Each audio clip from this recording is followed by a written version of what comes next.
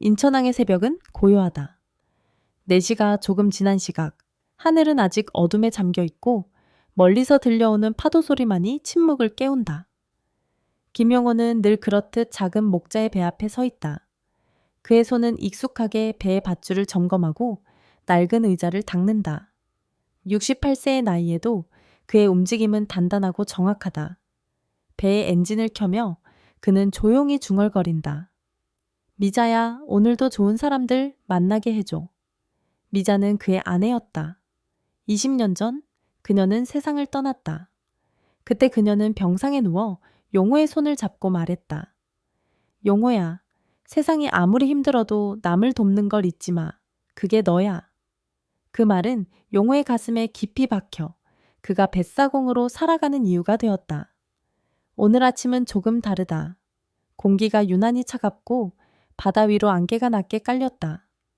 용호는 낡은 점퍼를 여미며 항구 끝에 서 있는 작은 커피, 가판대를 바라본다. 그곳에서 일하는 아주머니, 최순옥은 늘 용호에게 따뜻한 커피 한 잔을 건넨다. 용호 씨, 오늘도 힘내라. 순옥의 웃음소리가 안개 속에서 메아리친다. 용호는 미소를 지으며 고개를 끄덕이고 커피를 한 모금 마신다. 따뜻한 온기가 그의 손을 타고 퍼진다. 배가 출발할 시간이 가까워지자 한 젊은 여성이 항구로 급히 달려온다.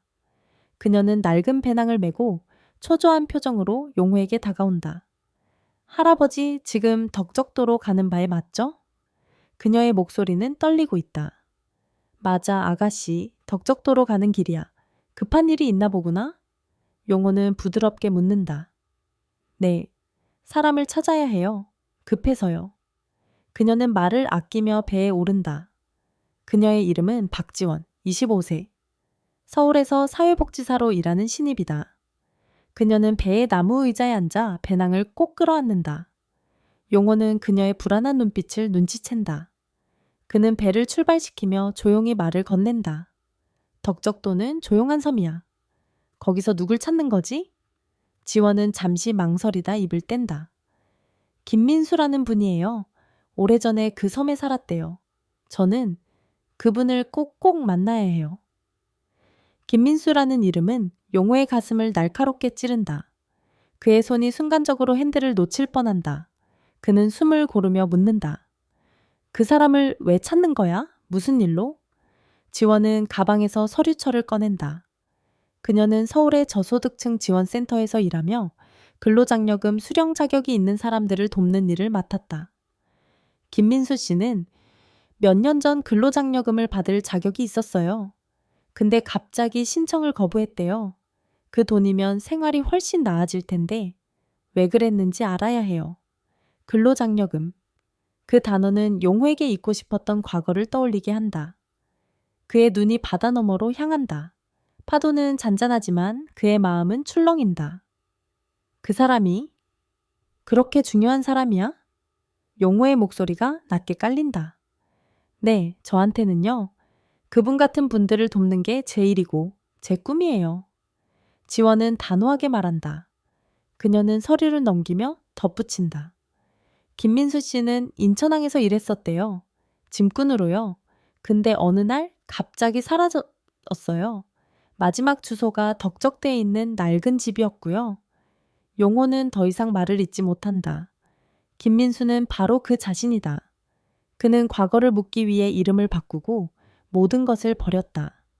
근로장려금은 그의 삶을 망가뜨린 원흉이었다. 그는 지원의 눈을 피하며 말한다. 덕적대에 도착하면 내가 길을 알려줄게. 그 집 내가 아는 곳이야. 배는 안개 속을 뚫고 나아간다. 지원은 서류를 다시 읽으며 김민수의 흔적을 찾으려 애쓴다. 그녀는 용호에게 묻는다. 할아버지는 여기서 얼마나 오래 배를 모셨어요? 40년이 넘었지. 이 바다에서 참 많은 사람을 만났어. 다들 저마다의 사연을 가지고 있더라. 용호는 미소를 지으며 대답한다.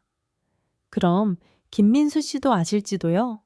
지원의 눈이 반짝인다. 용호는 잠시 멈칫한다. 글쎄, 이름이 익숙하긴 한데 오래전 일이야. 그는 말을 돌린다.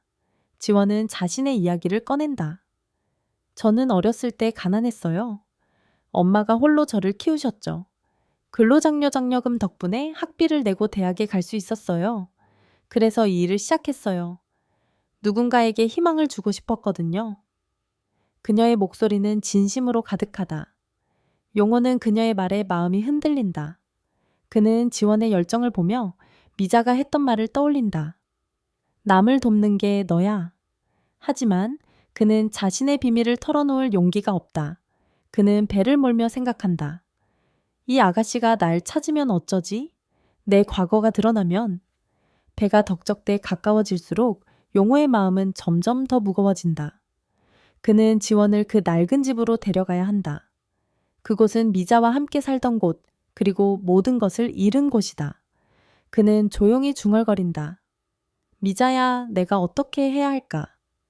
지원은 용호의 침묵을 눈치채지만 더 묻지 않는다. 그녀는 서류철을 덮고 바다를 바라본다. 할아버지, 이 바다 정말 예쁘네요. 뭔가 마음을 편하게 해줘야 하며. 용호는 미소 짓는다. 바다는 그래. 어떤 사연이든 다 품어주지. 배는 마침내 덕적대에 도착한다. 안개가 걷히고 섬의 해안선이 드러난다. 용호는 지원을 내려주며 말한다. 집은 저쪽이야. 내가 같이 가줄게. 지원은 고개를 끄덕인다. 고마워요, 할아버지. 꼭 김민수 씨를 찾고 싶어요. 용호는 그녀의 단호한 눈빛을 본다. 그는 알 수 없는 두려움과 기대감 속에서 지원을 따라간다. 그 낡은 집으로 향하는 길은 그의 과거와 마주해야 하는 여정의 시작이었다. 덕적도의 해안은 고요하다. 파도가 부드럽게 모래를 어루만지고 멀리서 갈매기 소리가 들린다. 김용호는 박지원을 따라 좁은 오솔길을 걷는다. 그의 발걸음은 무겁다. 길끝에 보이는 낡은 집은 20년 넘게 손대지 않은 채로 서 있다. 지붕은 이끼로 덮이고 나무 문은 삐걱거린다. 이곳은 용호와 미자가 꿈을 꾸던 곳이었다. 그리고 모든 것이 무너진 곳이기도 하다. 지원은 집 앞에 서서 서류철을 다시 확인한다. 여기가 맞아요. 김민수 씨의 마지막 주소예요. 그녀는 집을 둘러보며 말한다. 근데 너무 오래된 것 같아요. 누가 사는 것 같진 않네요. 용호는 말없이 고개를 끄덕인다. 그의 가슴은 쿵쾅거린다. 들어가 보자. 그는 낮은 목소리로 말한다. 문을 열자 먼지 냄새가 코를 찌른다. 집 안은 시간이 멈춘 듯하다. 낡은 나무 탁자, 벽에 걸린 빛바랜 달력, 그리고 미자가 좋아하던 작은 화분이 그대로다. 용호는 숨을 고르며 방 안을 둘러본다. 모든 것이 미자의 흔적으로 가득하다. 지원은 집 안을 꼼꼼히 살핀다. 할아버지, 여기 뭐 좀 이상해요. 누가 살았던 흔적이 있는데 갑자기 떠난 것 같아요. 그녀는 구석에 놓인 녹슨 철제 상자를 발견한다. 이게 뭐지? 용호는 상자를 보자마자 숨이 멎는다. 그건 미자가 편지를 보관하던 상자였다. 그는 떨리는 손으로 상자를 열어본다. 안에는 낡은 편지들이 가득하다. 미자의 글씨가 적힌 편지들. 지원은 한 장을 집어 읽는다. 용호야, 네가 잘못한 게 아니야. 세상은 우리를 시험하지만 너는 늘 좋은 사람이었어. 자신을 용서하고 앞으로 나아가. 용호의 눈에 눈물이 고인다.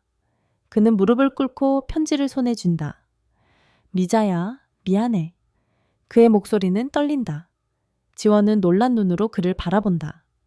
할아버지, 왜 그러세요? 이 편지 아는 거예요? 용호는 더 이상 숨길 수 없다. 그는 깊은 숨을 내쉬고 말한다. 지원아, 내가 김민수다. 지원의 눈이 커진다.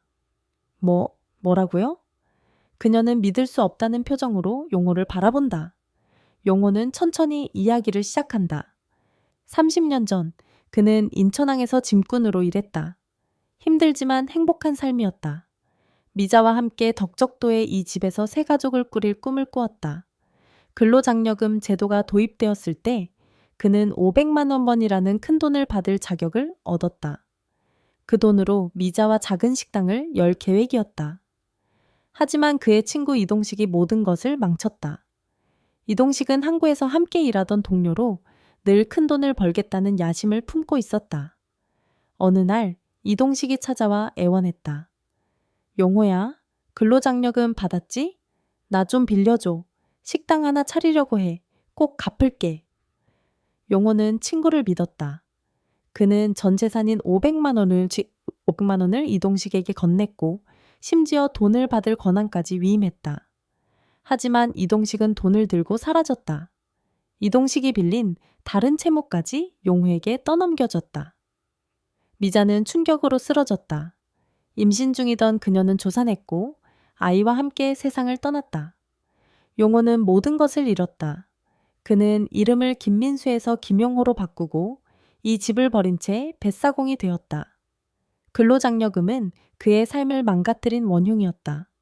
그는 지원에게 말한다. 그 돈은 내게 저주였어. 다시는 받고 싶지 않아.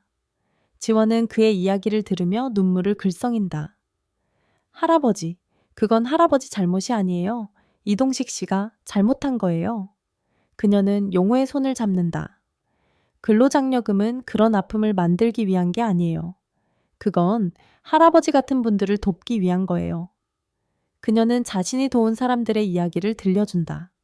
한부모 가정의 어머니, 노점상 아저씨, 장애를 가진 청년. 그들은 근로장려금으로 삶의 희망을 찾았다. 할아버지도 새 시작을 할 수 있어요. 아니면 다른 사람들을 도울 수도 있고요.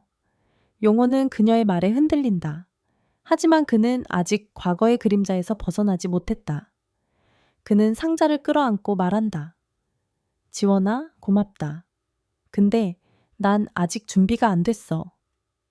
지원은 포기하지 않는다. 할아버지, 이 집에 돌아온 것도 운명이에요. 미자 할머니가 이 편지를 남긴 것도 이유가 있을 거예요. 그녀는 상자에서 또 다른 편지를 꺼낸다. 이거 읽어보세요. 편지에는 이렇게 적혀 있다. 용호야, 내가 없어도 너는 혼자가 아니야. 네가 도운 사람들은 너를 기억할 거야. 그게 우리의 가족이야. 용호는 편지를 읽으며 오열한다. 그는 미자의 말을 되새긴다. 그는 지원에게 말한다. 내가 생각해 볼게. 근데 지금은 그냥 좀 혼자 있고 싶다. 지원은 고개를 끄덕인다. 알겠어요, 할아버지. 저 내일 다시 올게요. 그녀는 집을 나서며 조용히 다짐한다. 김민수 씨를 꼭 도와야 해. 용호는 집에 홀로 남는다. 그는 미자의 편지를 손에 쥐고 창밖을 바라본다. 바다에서 불어오는 바람이 그의 얼굴을 스친다. 그는 조용히 중얼거린다. 미자야, 내가 뭘 해야 할까? 다음 날 아침, 덕적도의 하늘은 맑게 개었다. 용호는 여느 때처럼 배를 준비한다. 하지만 그의 마음은 어제와 다르다. 미자의 편지와 지원의 말이 밤새 그의 머릿속을 맴돌았다. 그는 항구로 나가며 결심한다. 오늘 지원을 만나면 솔직히 다 말해야겠어. 지원은 약속대로 항구로 돌아온다. 그녀는 용호를 보자마자 미소 짓는다. 할아버지 잘 지내셨어요? 어제 좀 충격적이었죠? 용호는 쓴웃음을 짓는다. 충격은 내가 더 컸지. 네가 날 어떻게 찾아낸 건지. 그들은 다시 배를 타고 덕적도로 향한다. 이번에는 용호가 먼저 말을 꺼낸다. 지원아, 어제 내 말 생각해봤어. 근로장려금. 그 돈이 정말 사람들을 돕는 거라면 내가 잘못 생각했을지도 모르겠어. 지원은 반색한다. 정말요? 그럼 다시 신청해볼까요? 제가 도와드릴게요. 용호는 고개를 저으며 말한다. 아직은 좀 더 생각할 시간이 필요해. 근데 네가 말한 사람들 이야기 좀 더 듣고 싶다. 지원은 기쁘게 이야기를 시작한다. 그녀가 도운 사람들, 시장에서 과일을 파는 할머니, 공사장에서 일하는 아저씨, 홀로 아이를 키우는 젊은 엄마. 그들은 근로장려금으로 생활을 안정시키고 아이들을 학교에 보냈다. 그 돈은 그냥 돈이 아니에요. 희망이에요. 할아버지가 그걸 거부한 건 어쩌면 자신을 벌주려 했던 거 아닐까요? 용호는 그녀의 말에 가슴이 아프다. 그는 자신이 지난 20년간 스스로를 용서하지 못했다는 걸 깨닫는다. 그는 조용히 말한다. 내가 미자를 잃고 아이를 잃고 내가 다 잘못한 거라고 생각했어. 그래서 그 돈을 다시 보면 그때 내가 떠올라서 지원은 그의 손을 잡는다. 할아버지, 미자 할머니는 할아버지가 행복하길 바랐을 거예요. 그 편지들 다 읽어보셨어요? 용호는 고개를 끄덕인다. 그는 어젯밤 상자 안의 모든 편지를 읽었다. 미자는 늘 그를 믿었고 그의 선한 마음을 사랑했다. 그는 지원에게 말한다. 미자가 남긴 말이 하나 더 있어. 네가 도운 사람들은 너를 기억할 거야. 그 말이 자꾸 생각나.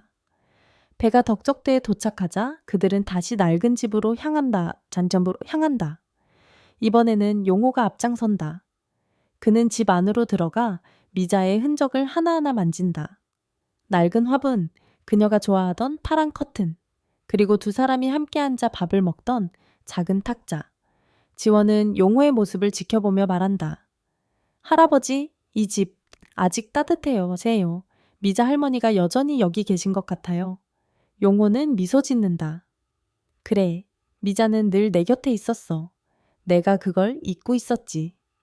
그 순간 집 밖에서 발소리가 들린다. 한 노인이 문 앞에 서 있다. 그는 덕적대서 오래 산 최영택, 용호와 미자가 이웃이었던 시절의 친구다. 영택은 용호를 보자 놀란다. 용호야, 너 여기 왜 왔어? 다들 네가 섬을 떠났다고. 용호는 어색하게 웃는다. 오랜만이야, 영택아. 그냥 집을 보러 왔어. 영택은 지원을 보며 묻는다. 이 아가씨는 누구야? 무슨 일로 여기까지? 지원은 자신을 소개하며 김민수를 찾는다고 설명한다. 영택은 잠시 생각하더니 말한다. 김민수? 그건 용호지. 근데 왜 갑자기 그 이름을? 용호는 한숨을 쉰다. 영태가 다 말할게. 이 아가씨가 날 찾아온 거야. 그들은 집 안으로 들어가 이야기를 나눈다. 용호는 영택에게도 자신의 과거를 털어놓는다. 이동식의 배신, 미자와 아이의 아이쥐의 죽음, 그리고 근로장려금을 거부한 이유. 영택은 조용히 듣다가 말한다. 용호야, 미자는 네가 이렇게 스스로를 가두길 바라지 않았을 거야. 너는 늘 우리 마을의 자랑이었어. 지원은 영택에게 근로장려금에 대해 설명한다. 이제라도 용호 할아버지가 그 돈을 받으면 새 출발을 할 수 있어요. 아니면 이 섬의 다른 사람들을 도울 수도 있고요. 영택은 고개를 끄덕인다. 덕적대도 힘든 사람들이 많아, 용호. 네가 나서면 다들 힘을 낼 거야. 용호는 두 사람의 말을 들으며 마음이 움직인다. 그는 미자의 편지를 다시 꺼내 읽는다. 네가 도운 사람들은 너를 기억할 거야. 그는 조용히 결심한다. 지원아, 영태가 내가 뭘 할 수 있을지 같이 생각해보자. 그날 밤 용호는 집에 머물며 미자의 흔적을 느낀다. 그는 창밖의 바다를 바라보며 말한다. 미자야, 나 이제 알겠어. 네가 원한 건 내가 행복한 거였지. 지원은 섬의 작은 여관에서 하룻밤을 보낸다. 그녀는 용호의 변화를 느끼며 다짐한다. 할아버지가 새 시작을 할 수 있게 내가 끝까지 도울 거야. 며칠 뒤 인천항은 평소처럼 분주하다. 용호는 배를 준비하며 지원과의 대화를 떠올린다. 그는 근로장려금을 다시 신청할지 고민하고 있다. 하지만 여전히 두려움이 남아있다. 내가 그 돈을 받아도 괜찮을까? 미자가 날 용서할까? 그때 낯익은 얼굴이 항구로 다가온다. 이회창, 이동식의 오랜 친구이자 용호와 함께 항구에서 일했던 동료다. 회창은 초초재한 모습으로 용호에게 다가온다. 그의 손에는 낡은 가방이 들려있다. 용호야, 오랜만이다. 회창의 목소리는 떨린다. 용호는 그를 보자마자 얼굴이 굳는다. 회창이 무슨 일이야? 갑자기 웬일로? 회창은 고개를 숙이며 말한다. 미안해, 용호야. 이동식이 너한테 한 짓 내가 다 알고 있었어. 말하지 못한 내가 잘못했어. 용호는 숨이 멎는다. 그는 회창을 노려보며 말한다. 그때 왜 아무 말도 안 했어? 네가 말했으면 미자가... 그의 목소리가 갈라진다. 회창은 무릎을 꿇는다. 용호야, 나도 겁났어. 이동식이 날 협박했어. 근데 그게 변명이 안 된다는 거 알아. 그는 가방을 열어 낡은 편지와 돈 뭉치를 꺼낸다. 이건 이동식이 죽기 전에 나한테 맡긴 거야. 너한테 주라고 했어. 편지에는 이렇게 적혀 있다. 용호, 내가 잘못했어. 이 돈은 너 거야? 미안하다. 돈은 500만 원. 용호가 이동식에게 빌려준 금액이다. 용호는 분노와 슬픔이 뒤섞인 감정을 느낀다. 그는 돈을 손에 쥐고 떨린다. 이 돈이 미자를 돌려줄 수는 없어. 회창은 눈물을 흘리며 말한다. 알아, 용호야. 근데 이동식도 마지막엔 후회했어. 너한테 용서를 구하고 싶어 했어? 용호는 그 자리에서 무너질 뻔한다. 그는 미자의 편지를 떠올린다. 자신을 용서하고 앞으로 나아가 그는 회창에게 말한다. 회창가 일어나. 나도 너희를 용서할게. 그날 오후 지원이 항구로 찾아온다. 그녀는 용호의 표정을 보고 무슨 일이 있었는지 눈치챈다. 할아버지 무슨 일 있었어요? 용호는 회창의 이야기를 들려준다. 그는 돈 뭉치를 보여주며 말한다. 이 돈 이동식이 남긴 거야. 근데 이걸 어떻게 해야 할지 모르겠어. 지원은 미소 짓는다. 할아버지, 이 돈은 미자 할머니의 선물이 아닐까요? 그걸로 뭔가 의미 있는 일을 할 수 있어요. 용호는 그녀의 말에 고개를 끄덕인다. 그는 결심한다. 지원아, 근로장려금 신청. 너랑 같이 해보자. 그리고 이 돈도 미자가 원하는 일에 쓰고 싶어. 지원은 기뻐하며 말한다. 좋아요. 제가 서류 준비 도와드릴게요. 그리고 덕적도의 그 집, 우리 같이 뭘 해볼까요? 용호는 미소를 짓는다. 미자의 집, 거기서 사람들을 돕는 일을 시작하고 싶어. 그들은 항구에서 계획을 세운다. 용호는 덕적도의 낡은 집을 무료 쉼터로 만들기로 한다. 저소득 노동자들과 노인들이 쉴 수 있는 공간, 따뜻한 밥과 커피를 나눌 수 있는 곳, 지원은 지역 사회복지 네트워크를 통해 자원봉사자를 모으겠다고 약속한다. 용호는 그날 밤 미자의 사진을 보며 말한다. 미자야, 나 이제 알겠어. 네가 원한 건 내가 사람들과 함께 웃는 거였지. 몇 달 뒤 덕적도의 낡은 집은 새롭게 태어났다. 용호는 근로장려금과 이동식의 돈을 합쳐 집을 수리했다. 지붕은 새로 올리고 벽은 밝은 색으로 칠했다. 집 안에는 따뜻한 조명과 나무 테이블이 놓였다. 문패에는 미자의 집이라는 글씨가 적혀 있다. 개장날 섬 주민들과 인천에서 온 자원봉사자들이 모였다. 지원은 지역 방송국과 신문사에 미자의 집 이야기를 알렸고 많은 이들이 관심을 보였다. 용호는 떨리는 마음으로 문을 연다. 어서 오세요. 여긴 미자가 사랑한 집이에요. 쉼터는 금세 사람들로 가득 찬다. 노인들은 따뜻한 커피를 마시며 이야기를 나누고 노동자들은 잠시 쉴 곳을 찾는다. 한 할머니가 용호에게 말한다. 용호 씨, 여기가 이렇게 따뜻할 수가 있나? 미자 할머니가 참 고마운 분이야. 용호는 미소 짓는다. 미자가 이걸 보면 좋아할 거예요. 지원은 자원봉사자들과 함께 음식을 준비한다. 그녀는 용호에게 다가가 말한다. 할아버지, 이게 바로 우리가 꿈꾸던 거예요. 사람들이 웃고 있어요. 그날 저녁 지역 방송국에서 다큐멘터리 팀이 찾아온다. 그들은 용호의 이야기를 찍고 싶다고 한다. 김용호 씨, 당신 이야기가 많은 사람들에게 희망을 줄 거예요. 용호는 처음엔 망설인다. 하지만 지원과 섬 주민들의 격려로 카메라 앞에 선다. 제 이름은 김용호입니다. 한때는 김민수였죠. 저는 실수를 많이 했어요. 하지만 미자와 이곳 사람들 덕분에 다시 일어섰어요. 그는 근로장려금과 미자의 집에 대해 이야기한다. 이 돈은 저를 망가뜨린 게 아니에요. 저를 새로 태어나게 했어요. 여러분도 늦지 않았어요. 다시 시작할 수 있어요. 다큐멘터리가 방영된 후 미자의 집은 전국적으로 알려진다. 사람들은 덕적도로 찾아와 용호의 이야기를 듣는다. 한 노인은 용호에게 말한다. 당신 덕분에 나도 뭔가 해보고 싶어졌어. 늙었다고 포기할 게 아니야. 용호는 매일 아침 배를 몰며 승객들을 만난다. 그의 배는 이제 희망을 실어 나르는 달이다. 그는 미자의 사진을 보며 속삭인다.